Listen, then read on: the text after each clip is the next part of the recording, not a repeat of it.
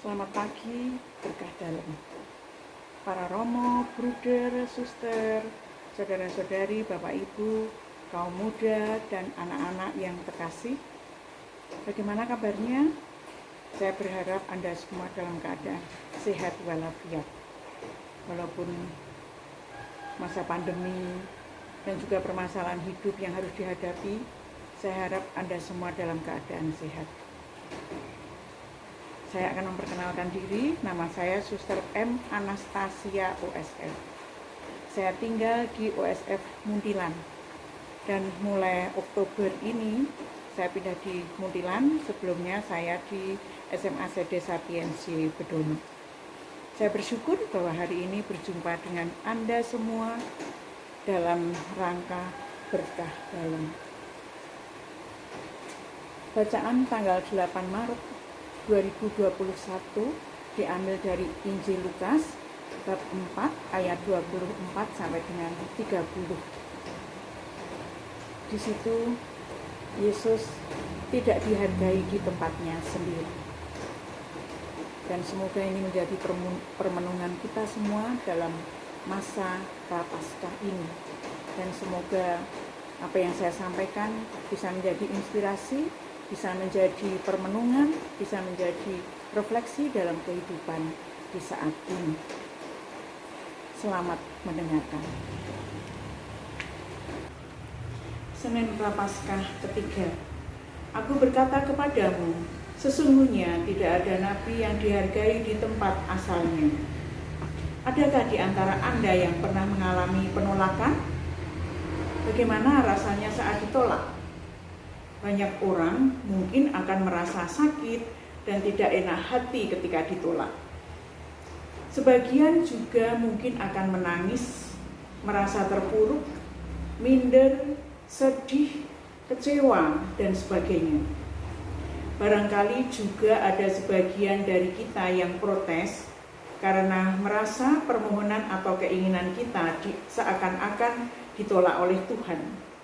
Sakit yang tidak kunjung sembuh, usaha yang tidak berkembang pesat, pasangan hidup yang tidak berubah, dan permasalahan-permasalahan lainnya yang tak kunjung terjawab.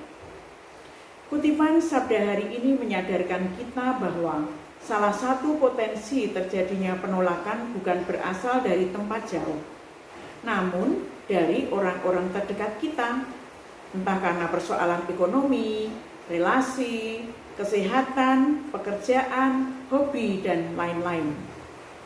Kita bisa belajar juga dari sikap Paulus yang sadar akan duri dalam dagingnya, namun percaya bahwa cukuplah kasih karuniaku dalam diriku, cukup.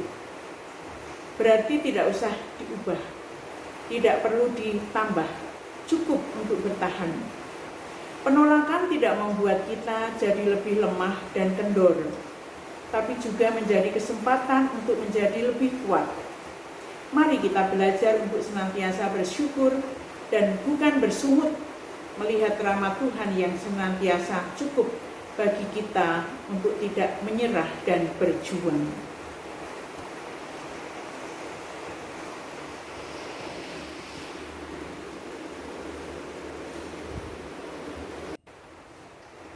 Contoh lain, kagum pada romo tamu. Kalau hari raya Natal atau Paskah, biasanya ada romo tamu yang membantu. Umat sangat senang dan mengagumi romo-romo tamu yang datang. Kalau romo tamu A itu khotbahnya gayeng, suka melawak. Kita jadi terhibur, kata seorang umat. Ada umat lain lagi berkata, romo itu hebat sekali. Dia pandai dan gagah. Kalau gadis-gadis atau ibu-ibu berbisik-bisik, romonya ganteng, ya kayak artis Kim Sun Ho atau Han So Hee. Romo tamu biasanya selalu dipuji-puji, tetapi di rumahnya sendiri, di kampungnya, orang-orang berkomentar bermacam-macam. Ada tetangga yang berkata, oh dia itu kan anak buruh bangunan Kang Karyoto, tiap pagi cari pasir di sungai. Teman sepermainannya bilang, dia itu kalau main kartu suka curang, nyimpan kartu as di bawah kaki. Teman yang lain berkata, "Ya dulu sering nyuri tebu sama saya." Teman-teman perempuan bilang, "Dia itu suka godain kami kalau pulang malam-malam dari doa lingkungan. Dia suka nyawuri pasir dari arah kuburan. Kami ketakutan, lari tunggang-langgang." Yesus pulang ke kampung asalnya, Nazaret. Mereka heran dan takjub mendengar pengajarannya. Dari mana diperolehnya semuanya itu? Tetapi ketika mereka tahu latar belakang keluarganya dan dari mana dia berasal, mereka kecewa dan menolak dia. Bukankah dia ini tukang kayu, anak Maria? Bukankah ia ini saudara Yakobus, Yoses, Yudas, dan Simon? Dan bukankah saudara-saudaranya yang perempuan ada bersama kita? Orang-orang Nazaret itu menilai bukan dari apa yang dilakukannya, tetapi dari latar belakang atau asal usulnya. Mereka meremehkan keluarga dan sanak saudaranya. Mereka tidak percaya dan menolak Yesus. Sangat disayangkan. Iman itu membutuhkan keterbukaan dan kerendahan hati. Tidak cukup hanya dengan kagum dan takjub. Terbuka menerima kehadiran Tuhan dan rendah hati, mempersilahkan Tuhan berkarya dalam diri kita. Tidak terjadi banyak mukjizat di Nazaret karena mereka tidak mau terbuka menerima Yesus. Kita mungkin sering tepuk tangan sorak-sorai, menyanyi gegap gempita, mengagumi Yesus, tetapi kita lupa untuk membuka diri dan dengan rendah hati mengundang Yesus untuk mengubah kita.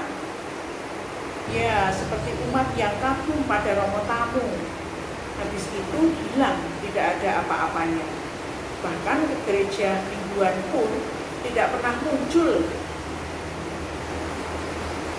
Mimpi buruk saat tidur siang, dikejar-kejar orang setengah gila. Janganlah kita menilai seseorang hanya melihat dari sisi luar saja. Terima kasih, selamat merenungkan, salam sehat, berkah dalam.